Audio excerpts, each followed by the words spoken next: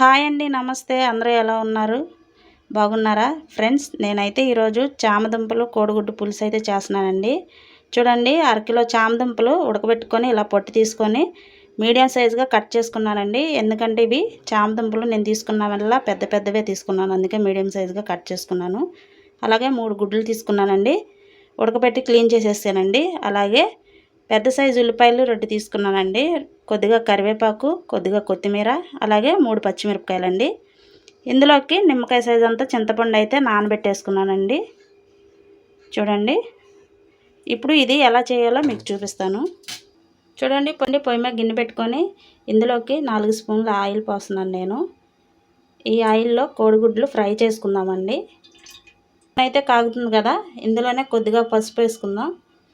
గుడ్లు ఫ్రై చేసుకునేటప్పుడు పసుపు వేసుకుంటే కోడిగుడ్డు గిన్నెకి అంటుకోదండి, కలర్ కూడా మంచిగా వస్తుంది. గుడ్లు కూడా వేసేసుకున్నామండి.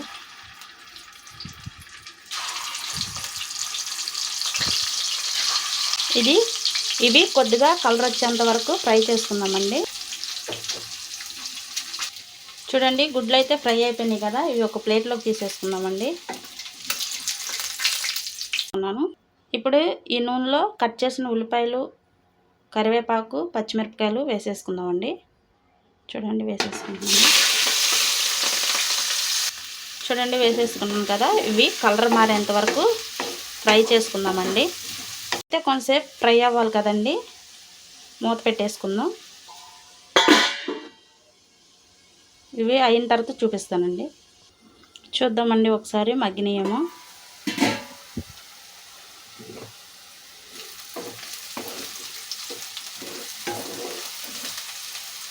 చూడండి, ఇవైతే ఫ్రై అవుతుంది కదా, ఇందులోనే 1 స్పూన్ అల్లం వెల్లుల్లిపాయ పేస్ట్ వేసుకుందామండి. ఈ అల్లం వెల్లుల్లిపాయ పేస్ట్ పచ్చివాసన పోయేంత వరకు ఫ్రై చేసుకుందాం. చూడండి, అల్లం వెల్లుల్లిపాయ పేస్ట్ అయితే వేసుకొని కలిపేసుకున్నాం కదండి, ఇది పచ్చివాసన పోయేంత వరకు మూత పెట్టుకుందాం. ఒకసారి చూద్దామండి మగ్గినాయేమో. చూడండి, ఇవైతే ఫ్రై అయిపోయినాయి కదా, ఇందులోనే చామదుంప ముక్కలు కూడా వేసేసుకుందాం. చూడండి, చామదుంపలు కూడా వేసేసుకుందాం. వేసుకున్నాం కదండి, ఒకసారి ఇవన్నీ కలిపేసుకుందాం. అలాగే ఇందులో కూరకు సరిపడా సాల్ట్ కూడా వేసేసుకుందామండి. మొత్తం కలిపేసుకొని ఒక 5 నిమిషాల వరకు మూత పెట్టి నూనెలో బాగా మగ్గనిద్దామండి. ఈ దుంపలు నూనెలో మగ్గిపోయినాయేమో. చూడండి, చామదుంపలు అయితే నూనెలో బాగా మగ్గినాయి కదా, ఇందులోనే కూరకు సరిపడా కారం కూడా వేసేసుకున్నాం. ఇప్పుడు చూడండి, నేనైతే ఇందులో 1 స్పూన్ అయితే కారం వేస్తున్నాను. ఒకసారి ఇదంతా కలిపేసుకున్నామండి.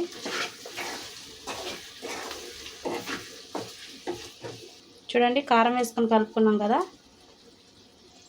చింతపండు గుజ్జు కూడా వేసేసుకున్నామండి ఇందులోనే.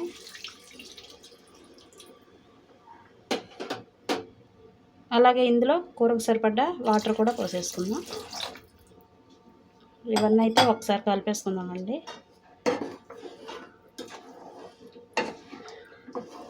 వాటర్ కూడా పోసేసుకున్నాం కదా, ఈ కూర దగ్గరికి పడేదాకా ఉడకనిద్దామండి. మూత పెట్టేసుకుందాం. చూద్దామండి ఒకసారి అయిందేమో.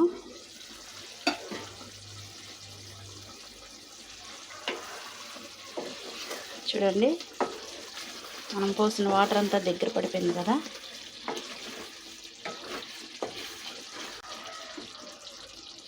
ఇందులోనే గుడ్లు కూడా వేసేసుకుందామండి. అలాగే కొత్తిమీర కూడా వేసేసుకుందాం.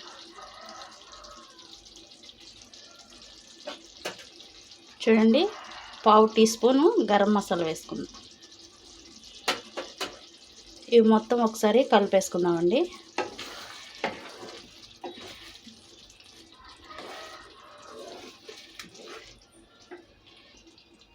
చూడండి, కలిపేసాం కదా, ఉప్పు సరిపోయిందేమో చూసుకుందాం. చూడండి, ఉప్పు అయితే సరిపోయింది. ఒక 5 నిమిషాలు మూత పెట్టుకొని మగ్గనిచ్చిన తర్వాత స్టవ్ ఆఫ్ చేసేసుకుందామండి. చూద్దామండి ఒకసారి అయిపోయిందేమో. చూడండి, అయిపోయిందండి. స్టవ్ ఆఫ్ చేసేసుకుందాం.